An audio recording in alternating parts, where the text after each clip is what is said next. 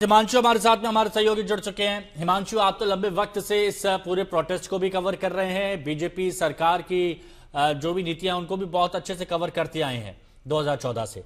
अब अंदर की कहानी जानना चाहते हैं लोग आपसे कि आखिर क्या हुआ कि अचानक जो सरकार कहती थी कि वो अपने मंत्री के साथ में है, उसके बाद अचानक से इस्तीफे की खबर आ जाती है, वो भी तब जब आज बैठक होने वाली थी उससे पहले।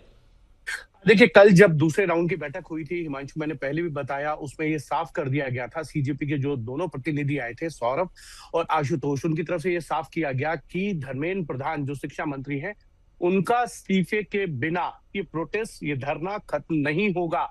ये भी उन्होंने कहा था कि अगर आप इस्तीफा नहीं देंगे तो हमको जाके इस बात की घोषणा करनी पड़ेगी। कल रात आज तक ने ये सूत्रों के हवाले से खबर भी चलाई थी कि हम सोमवार को फिर से जो है वो संसद तक मार्च कर सकते हैं।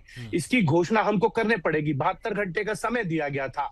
लेकिन आज तीसरे राउंड की जो मुलाकात होनी थी, उससे पहले सरकार को यह तय करके उनको बताना था कि धर्मेंद्र प्रधान जो शिक्षा मंत्री हैं, उनके इस्तीफे पर सरकार क्या कर रही है। दोनों ही मंत्रियों ने कहा था, धर्मेंद्र प्रधान कैबिनेट में मंत्री हैं, उनके इस्तीफे को लेकर वो अंतिम फैसला कुछ भी नहीं हो सकता। सरकार में चर्चा होगी और चर्चा करके जो कुछ होगा हम अगले राउंड की बैठक में आपको बता देंगे।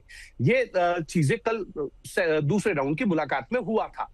लेकिन आज 3:30 बजे मुलाकात होनी थी। सरकार के अंदर जो भी डिस्कशन हुए हो और जिस तरीके से कल एक बंद का आह्वान किया गया, चाहे वो पुणे में हो, महाराष्ट्र के अन्य शहरों में हो, कोलकाता में हो, लखनऊ या देश के अन्य शहरों के अंदर हो, वहां पर जो है जिस तरीके से लोग आए इस आंदोलन में, उसके बाद शायद सरकार को लगा कि ये आंदोलन ज्यादा ना बढ़े और इसीलिए ये इस्तीफा जो है वो शिक्षा मंत्री ने खुद से जो है वो प्रधानमंत्री नरेंद्र मोदी को भेज दिया है। अब प्रधानमंत्री नरेंद्र मोदी की तरफ से अगर वो इस्तीफा स्वीकार हो जाता है तो राष्ट्रपति जो है द्रौपदी मुर्मू महामहिम उनको भेजेंगी रिकमेंडेशन के साथ कि उनको पद मुक्त कर दिया जाए, उनका रेजिग्नेशन जो है, इस्तीफा जो है वो मंजूर कर लिया जाए। और उसके बाद देश का अगला कौन जो है वो शिक्षा मंत्री होगा, इसका भी फैसला जो है वो प्रधानमंत्री नरेंद्र मोदी ही लेंगे कि अभी वर्तमान में जो मंत्रिमंडल है उसमें किस मंत्री को जो है अगला शिक्षा मंत्री बनाया जाए। लेकिन सारी प्रक्रिया अभी होनी है। लेकिन एक चीज जरूर है, सरकार के अंदर इस चीज को लेकर एक चर्चा जरूर थी कि जिस तरीके से विरोध हो रहा है, सरकार को लगता था ये विरोध उतना बड़ा नहीं है जितना बड़ा विरोध हो रहा है। सरकार का एक असेसमेंट था 20 जुलाई को जो हुआ, उसमें भी सरकार को लगता था चीजें कंट्रोल होंगी और इसीलिए जो है बातचीत के लिए सीजेपी के जो प्रतिनिधि है उनको बुलाया, उनसे बातचीत की, सोनम वांगचुक से जाके मुलाकात की, जेपी नड्डा, जितेंद्र सिंह ने। उसके बाद सोनम वांगचुक से दोबारा मुलाकात हुई और उनका अनशन जो है वो खत्म करवाया। दोनों ही मंत्रियों ने आश्वासन देके कि एजुकेशन सिस्टम में बदलाव होंगे।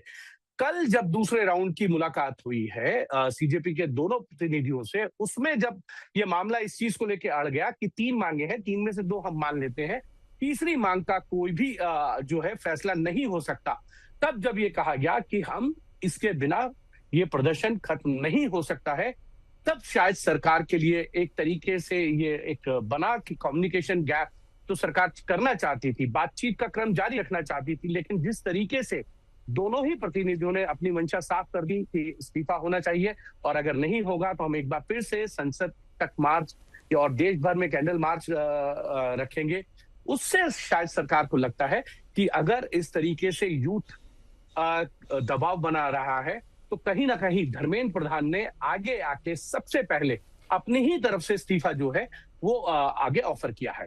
एक चीज जरूर है इसमें, अगर आप देखेंगे, सरकार ने पिछले 48 घंटों में कई फैसले लिए। मैंने पहले भी कहा, एनटीए के अंदर जो है पदों को 47 लोगों को सस्पेंड करना, फास्ट ट्रैक कोर्ट का गठन करना, फास्ट ट्रैक कोर्ट के लिए अनाउंसमेंट गठन, उसके साथ साथ कैबिनेट में अगला बिल में जो है 10 साल की सजा, प्राइवेट एग्जाम के अंदर जो है वो जो कानून है उसको और सुदृढ़ करना और सख्त करना, वो कल कैबिनेट ने पास कर दिया। उसके बाद प्रधानमंत्री नरेंद्र मोदी ने जो वीडियो जारी किया था उसके अंदर धन्यवाद दिया लोगों को। तो एक तरीके से लगातार 6 बड़े कदम जो है वो सरकार की तरफ से उठाए गए थे, लेकिन उससे मामला बात बनती हुई नजर नहीं आई। अगर बात बनती तो शायद धर्मेंद्र प्रधान अपनी तरफ से इस्तीफे का ऑफर नहीं करते।